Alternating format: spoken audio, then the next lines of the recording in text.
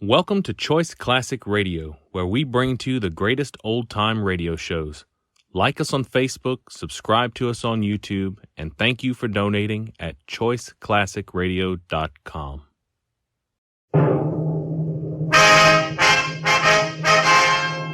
Sound off for Chesterfield.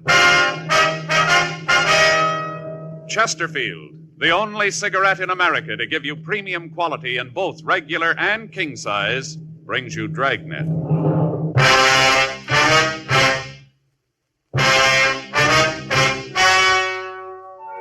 Ladies and gentlemen, the story you are about to hear is true. The names have been changed to protect the innocent.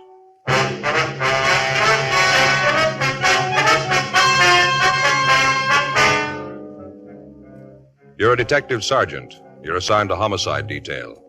You get a call that the body of a man has been found in an alley.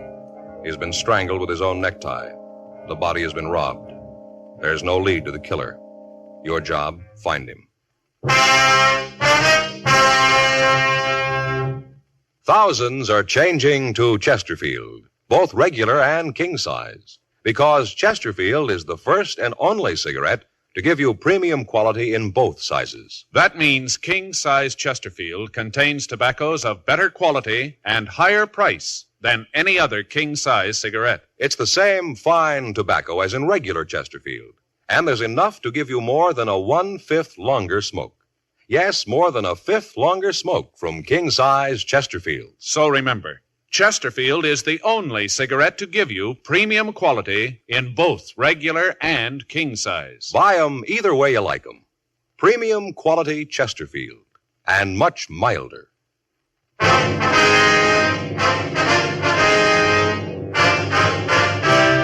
Dragnet, the documented drama of an actual crime. For the next 30 minutes, in cooperation with the Los Angeles Police Department, you will travel step by step on the side of the law through an actual case transcribed from official police files. From beginning to end, from crime to punishment, Dragnet is the story of your police force in action. It was Sunday, February 10th. It was cold in Los Angeles. We were working the day watch out of homicide. My partner's Frank Smith. The boss is Thad Brown, chief of detectives. My name's Friday. We'd gotten the call at 8:36 a.m., and it was 8:49 a.m. when we got to the corner of 18th and Winfield, the back alley. Must be it there. Yeah, there's Harper. Sergeant, back here. Hi, Friday, Smith. Harper, where is he? Back here. Who found him? The fellow gives his name as Alexander Jones. Where's he now? Al's got him out in the car. Figured you want to talk to him. Pretty bad off. Yeah. Must have had himself a real time last night. He's seeing things this morning. We picked him up just coming out of the alley. Stopped to talk to him. It looked like he was having a real rough time. Jones, huh? Yeah, probably not his real name. I've seen him around here before. There's the body. Strangled. Yeah, ambulance is here. Here's a slip. He was DOA. Yeah. See how the tie is pulled up out of the shirt? Looks like he was robbed. Pockets all turned inside out. I want to call the crime lab, Frank? Yeah. Found a couple of footprints over here in the gutter. Heel indentation looks pretty good. Yeah. Put this box over them. I don't know if they'll mean anything. Thought I'd better keep them for you, though. Mm-hmm. Looks like the body was dragged back here, down at marks in the dirt. Yeah. How about the neighborhood, Harper? Anybody around here see anything? Well, I don't know. There wasn't anybody on the streets when we picked up this Jones guy. Haven't had a chance to canvass the area. Didn't want to leave here, you know. Yeah. Well, we better call the office head and send out a couple of men. Call Lee. He'll be right out. Got him at home. He's sound asleep. Said he'd call the lab and have Alan bring the stuff out, and Lee'd come right here. How about the coroner? He's on his way. Well, I want to call the office, Frank, and get some help checking the stores around, see if anybody heard anything. I used the phone in the cigar store on the corner. Guy on there said he opened up about 7:15. Said he didn't know anything about it. Store's back door is right there. See the one with the cigar posters on it? Yeah. All right, come on. I'll call in, and then we can check some of the other places, huh? Right. I'll wait here, Sergeant, until the rest of them come. Fine, thanks, Harper. We'll be in the stores around the street side there. Okay. Let us know when Lee gets here, will you? Yeah. What do you think, Joe? Well, I don't know. The way he's dressed there, good clothes, look like he had money. Doesn't figure, does it?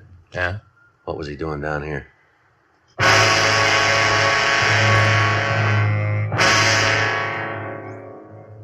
9:12 a.m. I called the office, and 2 teams of men were sent out to help us canvass the area. Frank and I checked with the owner of a liquor store who was getting ready to open for business. He told us that he'd come in early that morning to clean up his store and that he'd taken a load of trash out into the alley at about 8:25 a.m., but at that time he hadn't seen the body. He went on to say, however, that it was possible that it might have been there and he just didn't notice it. 9:26 a.m., Sergeant J. Allen and Lieutenant Lee Jones from the crime lab arrived and began collecting the physical evidence. The body and the surrounding area were photographed. Photographs were taken of the footprints that Officer Harper had found. They were compared with the shoes worn by the victim, but they didn't match. The coroner went through the dead man's pockets but found nothing. Everything had been removed, all his personal effects, if any. The crew from the crime lab went through the alley and found a wallet behind the garbage cans at the rear of the liquor store. There was no money in it, but other papers hadn't been disturbed. Driver's license, social security card, and several business cards in the wallet bore the name of Arthur McKinley. The description on the license matched that of the victim. Comparison of the thumbprint on the driver's license with those taken from the body matched. McKinley's home address was listed as 9722 Willetta Street in Hollywood. The coroner removed the body. 10:52 a.m., Frank and I talked to Alex Jones, the man who had been in the alley where the body had been found. We had him take everything out of his pockets. I don't know what you're talking about. I didn't kill anybody. We didn't say you did. All we want to know is what were you doing in that alley? I went there to get away. From what? People. They're no good. None of them no good. You got a job? Yeah, I work. What do you do? Wash dishes sometimes. Pearl diver? No, sir. No pearl diver. I'm a bartender. I don't feel so good. You got anything to drink around here? You know better than that, don't you? I didn't mean booze. Something cold. Feels like somebody's closed a valve in my head. Feels like it's going to blow apart. Isn't there something, anything, as long as it's cold? How about a Coke? Yeah, be fine. I'll get it for you. Want one, Joe? No, thanks. Mind if I go with you? Kind of stuffy in here. All right, come on, we'll all walk down. You ever been arrested, Alex? Yeah, a couple of times. Picked me up for being drunk. What's your real name, Alex? Stafford. Alex Stafford, that's the truth. Where are you from? Kansas. Mm-hmm. What are you doing out here? Figured that when I got out of the service, I'd come out here and go to work. Yeah? I got out here, spent a couple of days looking for a job, had my muster and out pay about $400. Figured I didn't have to go to work right away. Uh-huh. Just a second.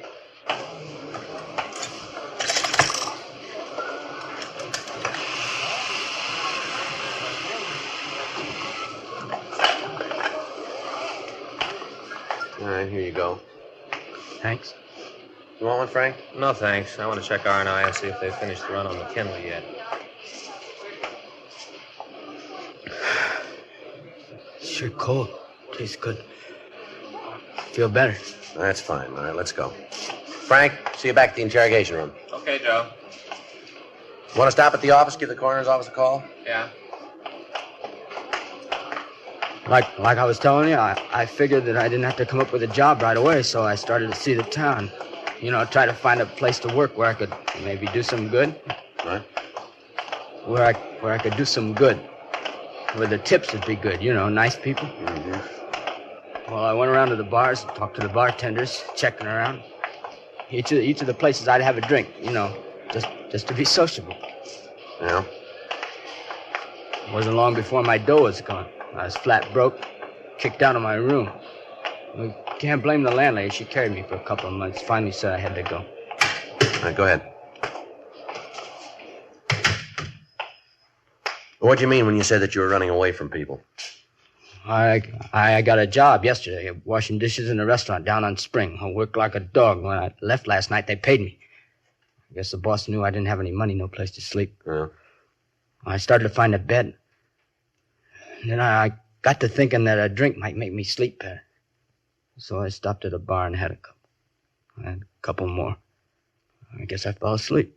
Yeah? And anyway, I went into the alley, that one where you found the dead man, and I sat down and I went to sleep again. When I woke up, I was walking out when a cop in a car stopped me. Mm-hmm.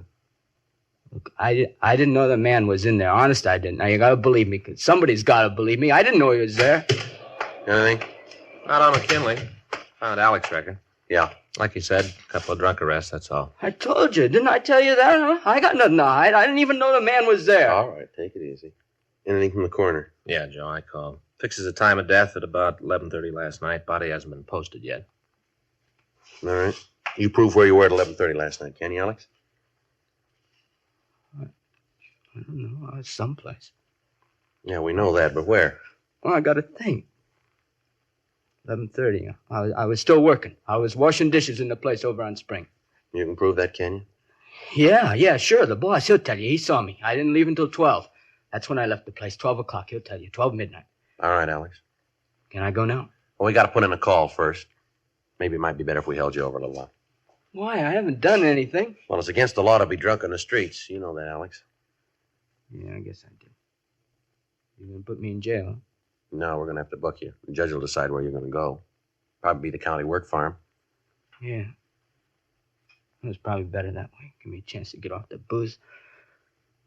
Well, I had it this time, seeing those things. Just one thing, Sergeant. Yeah? I want to make sure you understand that you really believe me. What's that, Alex? I'm not a dishwasher. I'm a bartender.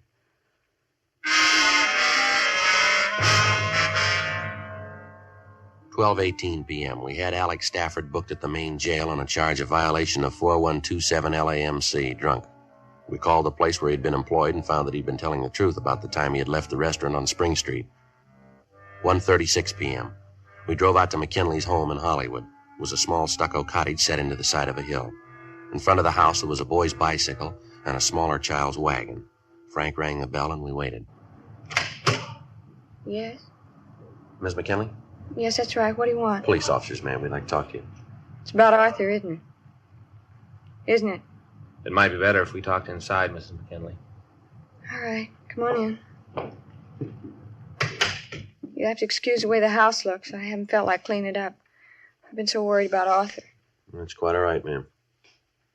Now, what is it you want to tell me about him? He's dead, isn't he? You don't have to lie about it. I know he's dead. I spent the whole night thinking about it. You can probably tell I haven't gotten any sleep. I don't want you to lie about it. I want the truth. Arthur's dead, isn't he? Yes, ma'am, he is. I'll have to sit down. Was something we can get for you, Miss McKinley? Water, something like that? No. Nothing. Why do you say you knew your husband was dead, ma'am? I just knew it, that's all. I can't tell you how. I can't put it into words, but I just knew it, that's all. When he called last night, I knew. What time was that, ma'am? About 6:30. He said he was just leaving the shop and that he was on his way home. It was his birthday. He's going to stop and get some beer and a couple of bottles of bourbon. Mm-hmm. We're having some people in. He said he was going to stop for some things. Then he said he'd be right home. Yes, ma'am. Well, the children waited up for him till 10 o'clock. That's way past their bedtime. I let them wait up. They had some presents they wanted to give their father. Arthur Jr. had made a wallet and handcraft class at school, all tooled and carved and everything. It's on the table there. Mm-hmm. Little girl got him an ashtray. She picked it out by herself. It's on the table, too. Guess maybe you'll never get it now. I wonder if we could call your family doctor, ma'am. You don't look like you're well. No. I just can't believe it yet. But I know it's true. That's funny, isn't it? I know it's true, but I don't believe it. I know it's true, and I don't believe it. How did it happen? Was it an accident in the car? No, ma'am. He was murdered. Arthur. Arthur, he was murdered? That's right, Miss McKinley. Miss McKinley. There's no Mr. McKinley anymore. He was murdered. I think maybe you better let us call a doctor for you, ma'am, get you something. No, there's nothing a doctor can do. Nothing anybody can do. Nothing. Who did it, you know? You know who killed him? No, ma'am, we don't, not yet. You said your husband called you from the shop, ma'am. What shop would that be? It's a floor shop. Our shop. We owned it. He called me from there about 6:30 and said he'd be home. That he was going to stop for some things and then he'd be home. But he wasn't. I knew it. I knew it all night.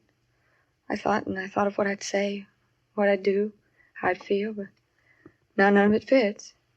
None of it seems to matter. Nothing matters much. Nothing. He said he was coming right home. Who's your family doctor, ma'am? What'd you say? Your family doctor, ma'am. Who is he? Dr. Simpkins in Hollywood. Dr. Simpkins, Hollywood, 27083. Want to call him? Yeah. He said he was going to pick up a few things and come right home. My husband, Arthur McKinley. You know that, do you? Ma'am? There is no Mr. McKinley anymore, is there?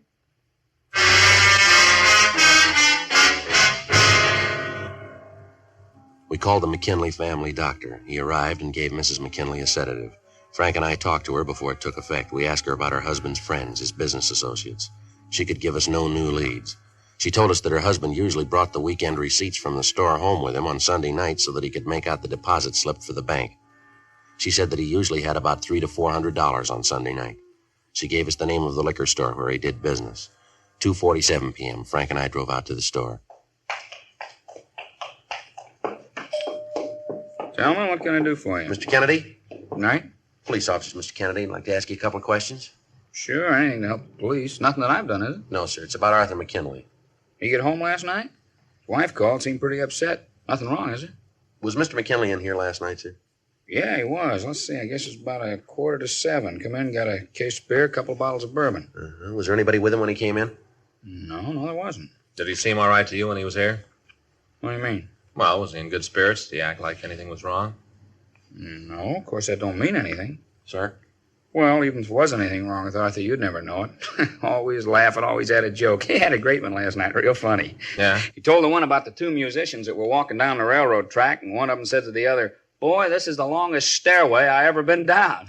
Well, yes, sir. And then the other musician said, "I don't mind that, but these low banisters are killing me." Low banisters. Say, what's this all about anyway? Something happened to Arthur? He's been murdered, Mr. Kennedy. Arthur? Arthur McKinley? You sure? Yes, sir. We're sure. How about that? Only last night I saw him laughing away. He was killed. You know who did it? No, sir, not yet. How about that? Bet his wife's pretty upset. Do you know anyone who might want to kill him? No, not Arthur. Anybody in the neighborhood he had quarrels with? Any disagreements? No, not I can think of. Well, has there been anybody new, anybody you don't know hanging around the neighborhood lately? Anybody who could have known about McKinley's carrying that money around with him? Well, let me think. Yeah, come to think about it, there is a fella. Seen him around the last couple of days. Matter of fact, I saw him last night when I helped Arthur carry the beer out to the car. Sure, that's where I saw him. Sir? He was in the car with Arthur.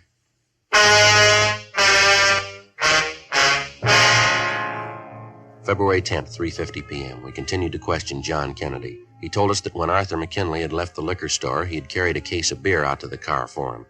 Kennedy said there was a man waiting in the car. The liquor store owner told us that he had seen the man in the neighborhood on several previous occasions, that the man had talked to most of the shopkeepers in the vicinity asking for odd jobs. Kennedy went on to say that he had hired him himself once to wash the front windows of the store. He gave us a complete description, and Frank called it into the office. A local and an APB were gotten out on him. Kennedy was unable to give us his name or tell us where the suspect might live. He agreed to go downtown to the city hall and look through the mug books for us. He called his brother down to take charge of the store, and as soon as he arrived, Kennedy was taken down to the office. 5:17 p.m. We drove back to the McKinley home. Mrs. McKinley had recovered from the initial shock of finding out that her husband was dead. We asked her if she knew where her husband's car was, and she told us that as far as she knew, he had driven it the night before, and that she hadn't seen it since. She gave us the description and license number, and we called it into the office. A broadcast was gotten out on it. We asked Mrs. McKinley to go with us to her husband's store, and she agreed. On a table in back of the store, we found 2 empty beer bottles and a couple of glasses. Latent Prints was called, and they came out and lifted 2 sets of fingerprints from the bottles and the glasses. Crime Lab came out and photographed the place. There was no sign of a struggle, but there was evidence that there had been a party there the night before. We drove Mrs. McKinley back to her home, and at 8:13 p.m., Frank and I checked back into the city hall. Long day, huh, Joe? Yeah, I'm getting a little tired. What do you want to eat tonight? Doesn't make any difference. Go ahead. I get it. Homicide, Friday. Yeah, Dean. Mm-hmm. They did, huh? Who? Oh, let me get that. Yeah, I got it. Okay, thanks, Dean. Yeah, you bet. Good night. It was Bergman. They made the prints on that bottle and glass. Yeah? A fellow named Fred Gerard did time for armed robbery.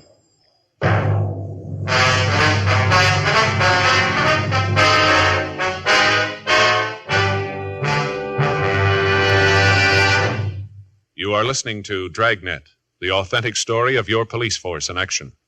We like to give you the facts about Chesterfield so you can be your own judge. Chesterfield is the first and only cigarette to give you premium quality in both regular and king size. Chesterfield is the first and only cigarette to tell you what it's made of.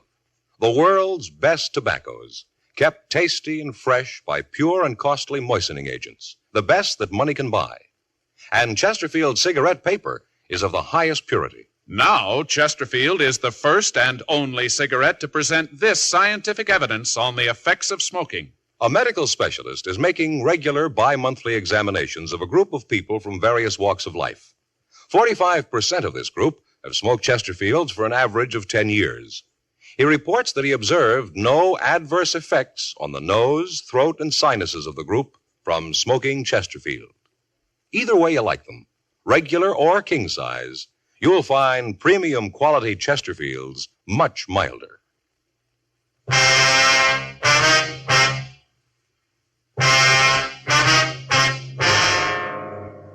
Sunday, February 10th, 8:30 p.m. Frank and I pulled a package on Fred Girard. He'd been arrested in 1942 on a charge of violation of 211 PC. He'd been convicted and had served 5 years in the penitentiary at San Quentin. We checked back with John Kennedy, the man who had seen Arthur McKinley leave the liquor store in the company of the man we figured to be the murderer. When we entered the mug room, he was talking to Sergeants Joe LaMonica and Danny Galindo. They told us that so far he had been unable to identify the man he had seen with McKinley. We showed him a mugshot of Girard, and he positively identified it. Kennedy went on to say that as far as he was concerned, there could be no mistake, and that as far as he knew, Girard was the last man seen with the victim before his death. McKinley's car had been found 2 blocks from the alley where we'd found the body. In the back of it, the officers found the remainder of the case of beer and the 2 bottles of bourbon. Leighton Prince went out and dusted the car. They came up with 1 good set of prints other than the victim's. When these were checked, it was found that they matched the file copies of Girard's fingerprints. 9:46 p.m. We drove out to the address listed in Girard's package. His landlady showed us to his room. It was evident that he hadn't been in it the night before. Frank and I waited for him to return. 10 p.m. 11. 11:30. What are you doing here? You Fred Girard? Yeah, that's right. Who are you? Police officers. Oh, cops. What do you want with me? You know a man named Arthur McKinley? Why? Do you know him? Yeah, I know him. Anything wrong with that? When'd you see him last? Last night. Where? At his store. I came by about 6:15. We talked for a while, and he closed his store. He said he had to get home for a birthday party, something like that. We went down the street to Kennedy's to get some beer, and then he went back to the store. I heisted a couple, and then I left. What time was that? Well, I guess about 8:30 or so. I had to meet a guy out in Santa Monica, so I left. You left McKinley at his store? Yeah, that's right. So what's this all about? What are you giving me problems for? I haven't done anything. All right, take everything out of your pockets. Put it right down here. Look, you got no right to barge in here, tell me what to do. I'm clean. And you got no reason for not cooperating now, have you? Well, I suppose not. Then take everything out of your pockets. All right. Yeah. All right, keys. Your money in your wallet? Yeah. How much you got? I don't know. I have to count it. All right, count it. Let's see. 5, 6, 7, 8 $8 on 56, 7, 8, 9, 92 cents. Canadian penny. Was there anybody with McKinley and you when you were drinking? No, just went in the back of the store to have a beer, a little talk. We got along pretty good. He used to hire me once in a while, clean up the store, sweep out, things like that. Yeah. Was he feeling all right when you left him? I guess so. I didn't ask him, but he didn't say anything about it.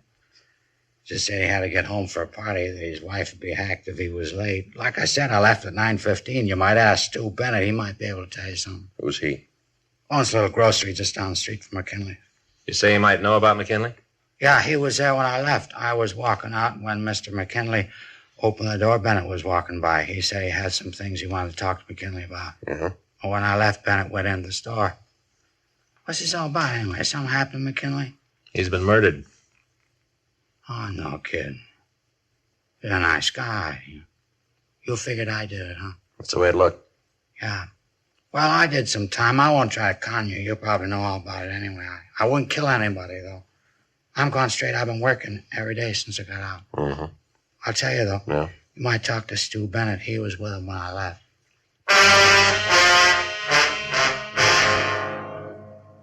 Fred Girard gave us a complete description of Stuart Bennett. We called the name into R&I, but he had no record. We checked Bennett's store and found a card on the front door that gave his home address. Frank and I drove out to his house. He lived in a new apartment development in the southwest section of town. Monday morning, 12:47 a.m. We rang the bell to his apartment. He's probably asleep. Yeah. Want to try it again? No. Who is it? Like to talk to you. Just a minute. Yeah? Police officers. I'm Frank Smith. This is my partner, Joe Friday. How do you do? Want to come in?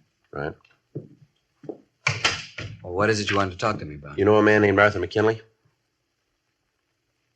Do you? I knew you'd find out. I knew it right after it happened. Knew it right away. All right, you want to get dressed? Yeah, all right. I came home last night after it happened. I thought about it. I thought and thought. I wanted to go and tell you about it. I knew that I'd done a terrible thing. Killed Arthur. Killed another human being. You got to understand one thing, Mr. Friday. What's that? It's important to me. I'm not a vicious man. Why'd you kill him? I stopped last night to talk to him about all of us getting together as sort of a pool. Hiring Fred to sort of take care of all the stores. That's what I went to see him about. I thought it'd be nice to have someone to take care of the stores, wash the windows, sweep up, and we'd all chip in and pay him. Sort of a pool, like I said. Yeah? We talked. Arthur wasn't too much in favor of the idea. Said he'd been thinking about giving Fred a regular job in the flower shop. Said things were real good with him. He thought he'd take on an assistant. Things were going real fine for him. All right. You better get dressed. We'll go downtown. After I killed him, I took him out of the store, put him in an alley. Yeah? Now, I wanted to come and tell you about it. I went down to City Hall. I walked up the stairs on Spring Street. You know the big ones? Yeah. I was going to give myself up. I wanted to tell you about it. And then when I got there, the doors were closed. The sign said to use a Main Street entrance. I sat down on the stairs. Sat there for a long time. I thought about telling somebody about what I'd done. And then I walked around by the police department. On the walk, it goes around. I looked into the window and saw the detectives. I wanted to go right in and tell them about it. All right. Come on. Get your clothes on. Let's go. Now, that should prove it to you. What's that? I'm not a vicious man.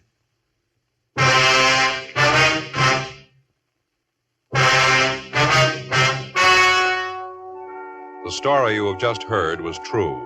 The names were changed to protect the innocent. On June 5th, trial was held in Department 97, Superior Court of the State of California, in and for the County of Los Angeles. In a moment, the results of that trial. Now, here is our star, Jack Webb. Thank you, George Fenneman. Friends, remember now, Chesterfield is first to present this scientific evidence on the effects of smoking. A medical specialist is making regular bi-monthly examinations of a group of people from various walks of life. 45% of this group have smoked Chesterfields for an average of 10 years. He reports that he observed no adverse effects on the nose, throat, and sinuses of the group from smoking Chesterfield. Either way you like 'em, regular or king size, you'll find premium quality Chesterfields much milder.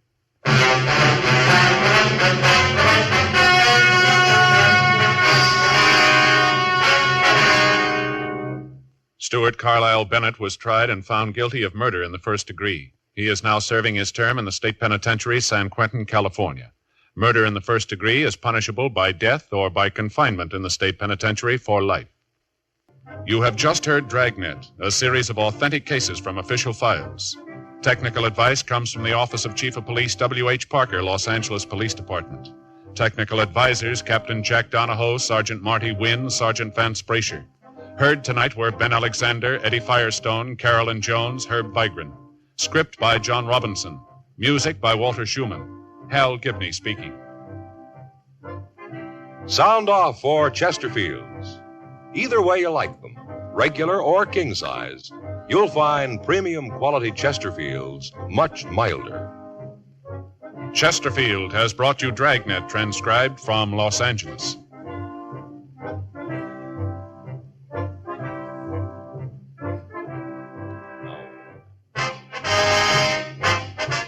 Tonight, more adventure with Barry Craig, confidential investigator, on NBC.